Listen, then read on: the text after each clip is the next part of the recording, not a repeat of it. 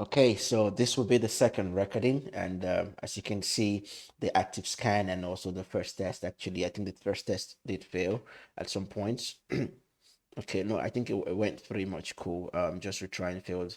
Um, Okay, so if you're just getting in with us or tuning in with us, we have actually recorded the first video showcasing how to set up Burp Suite to do quick crawling, and we're starting from zero to pro at least. I didn't show you how to install that stuff because you can find a shitload of videos on how to install that, even on how to use it. So this second recording will be focusing on touching a bit of details from the results which you've seen, trying to understand what Burpsit is doing. Like I did mention, there are a bunch of other tools you can use, like Zap, even Osmadius can do a bit of automation in this. I have a video actually for Osmadius, you could check that up.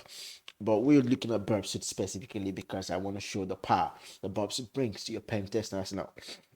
Okay, so let's touch on this. Now we will see it's retrying the failed crawl. We will leave that. Let's work with this. So if I open the default scan, which I started, at the moment we will see that the scan type is set to crawl and audit, like I did mention, it's doing both of them.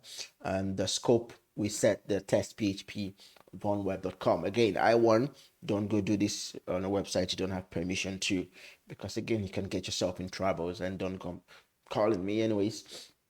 Configuration is using the default configuration. Now, at the basic configuration, just to show you what Burpsit can do, then later on we'll be looking at tweaking that configuration to a bit of advanced pro level and see how we can find more stuff using Burpsit.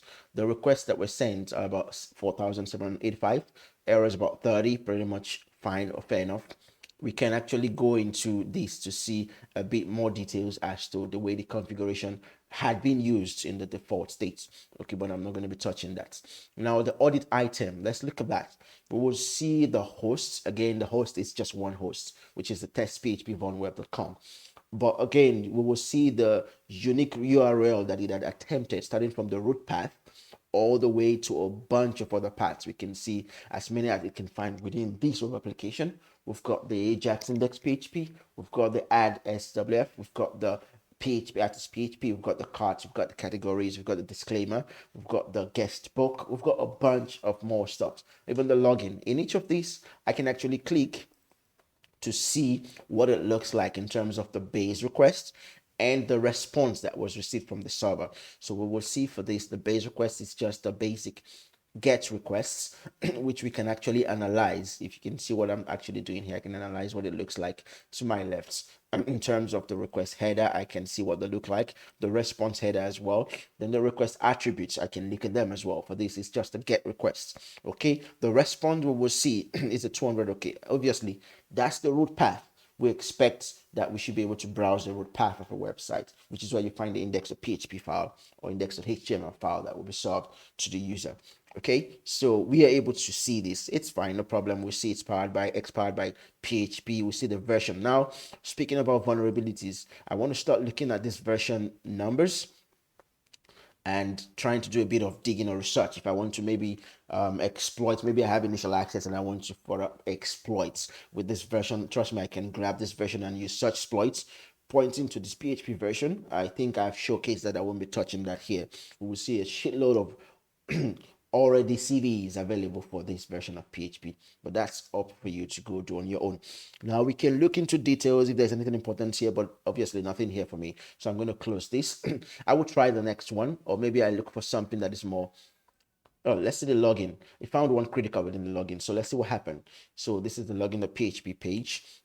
The request was sent. The response returned 200. Okay. So we can again look at this response. We have the option to either look at the raw, or we can look at the hexadecimal or the rendered, which gives you the software page to see what it looks like. Okay, but that's for your stuff to play around with. I'm not going to be covering these basic stuffs here anyways, just to show you you have that option of using it as well. Now within the status, we should start finding the importance of critically drilling into it. We see there's a request timeout. So probably it had tried some credentials, but didn't work. Okay, we can see the technique used some passive phase and also the active phase, but it found one high here or critical. Now we can see there's an issue here. So now how do we probably go into details to understanding what had been found here. We can either double click on this to do a bit of analysis, or we can go into the issue activity. So within the issue activity, it will give us all the issues that have been found. It gives us an idea of the action. If it's an issue found, it tells us an issue found. It gives us the issue type, so we can see it's using the classic OAPS maybe to type these issues. Example, patch relative style sheet import, back of files. It tells us what the issue is, gives us a bit of description, gives us a bit of recommendation or remediation, gives us the CVE mapping, which also helps you as a pen tester to drill into and to find out what you want to find or exploit. Now, uniquely, you will see we've got a first request, which was sent, the index.zip. Then we see the response from that request. Now it's using highlighters to show us the critical part of this. So we want to understand, is this a normal behavior? Is this a bit a malicious behavior? So we can already start seeing, I can render this page. I don't have the option. I only have the option of Hexi and raw just to see what it looks like. Now again, I've got a second request. Now it's trying something different. Then we're also seeing the response. Oh, file not found. Okay, basically error handling showing us this is 404. Okay, we know what the 404 error actually starts for. Then we can also see in the second backup file, so we can as well analyze this, but we're seeing a different behavior here, the request 2, and we're seeing the response also found not found. Okay, great. Now we can see Burp Suite gives us an idea of the severity and the confidence. Now these two can always help you to pick your quick wins, or maybe pick the low-hanging fruits. If it's just informational, maybe it's not critical for me to go waste my time trying to look into. But if it's something like a high, and I'm seeing a confidence level of certain, it does mean that it's something that might be of interest to me as a bug hunter or pen tester. So I'm going to first start with the critical or the high, then go to the medium and the low. So let's see this first one, clear text submission of password. So let's see what Burp Suite had attempted to do.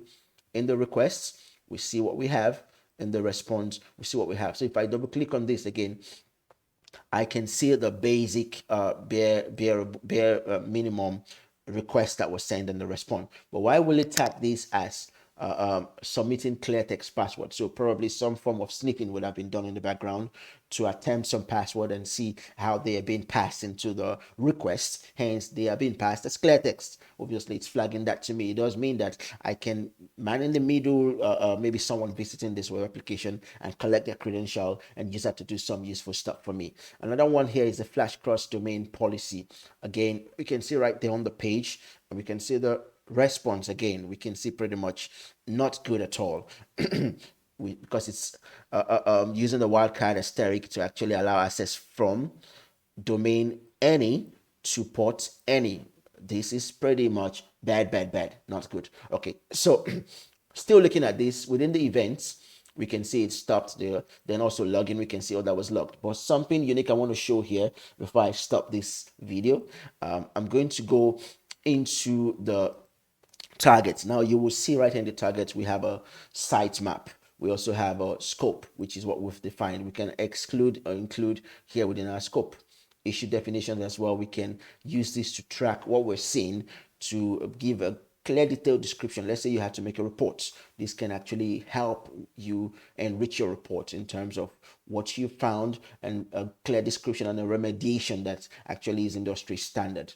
Okay, going back to the sitemap, I want to show you stuff. So we can see it started doing a bit of digging into the domain that was submitted. Now we can clearly see that this is the root part. This looks exactly as what we saw in that crawling and auditing, which I have shown you, because you can obviously see them here. So we can, the unique part of this is we have the option to either send this to a repeater or try to replay the same thing and see if we can submit a couple of order and see how it's going to handle that. So example, look at this. I can see that the host is this, the URL is this cross domain XML. Now I can look into the details in the advisory. I can see the request and the response that was sent. I can try to maybe take advantage of the fact that I see this here, maybe send this and try to inject, or which we'll be doing later on. But at the moment, I'm just showing you still within the early phase, the bare basic, just so you understand how you can analyze your scan result from Burp Suite. Okay, we can go into this login page. We can see the request that was sent.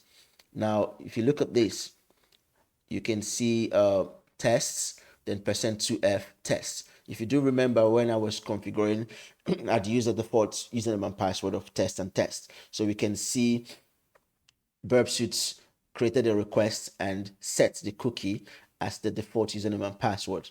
And look at the response that we received. It was 200 OK, which means this was authenticated. Obviously, that will be bad. That's not okay. But again, it's just to show you, if I click on the rendering, it's just to show you what had been done and also how we can use these to better inform what we're trying to do as a pen tester or a bug hunter. But again, we can see some form of automation happening in here without us manually have to look for those pages, then trying out credentials within those pages, which would be the classic way we want to do stuff. Okay, I can also go to the sign up page. We can say try that tests, username and password test. Now, I could grab these requests and I could send this to, I don't want to get into this yet. I could send this to a repeater and I could come in here and start playing with this. Maybe I can change this to something else. Maybe try something like admin for the username and the password. This is just me going ahead, but we'll touch all this later on. And I can send this and see what the response I got. I got 200. Okay, now I can try to analyze this if it served me the admin page, if I was able to get on the sites. It seems like I actually did. Well, just to show you the importance of taking advantage of what you're seeing from your sitemap and taking that further to doing stuff. I could also send this to maybe something like an intruder to do a bit of brute forcing. Let me just show you. I could send this to an intruder. Go in my intruder. Now I can set specificity in terms of the position I want to target. I could clear this first, then maybe I want to target this and this only. I will set that and add them. Then I can set a bit of payload, playing with payloads, just what you do with your classic Hydra or stuff like that. You can do all that in here. Anyways, I'm going to be stopping the second recording here. Now, recording 2, we've covered a bit of analysis from our scan results. We've also looked at how we can take that result and start doing other stuffs. Be on the lookout. The third recording will start going into details on how to fine tune our configuration and repeat some scans and see how much more we can collect. Then start looking at maybe vulnerability testing, vulnerability exploitation, all within Burp Suits. Thank you for your time. Please do like and subscribe, and I'll see you in the next recording. Have a good day. Bye.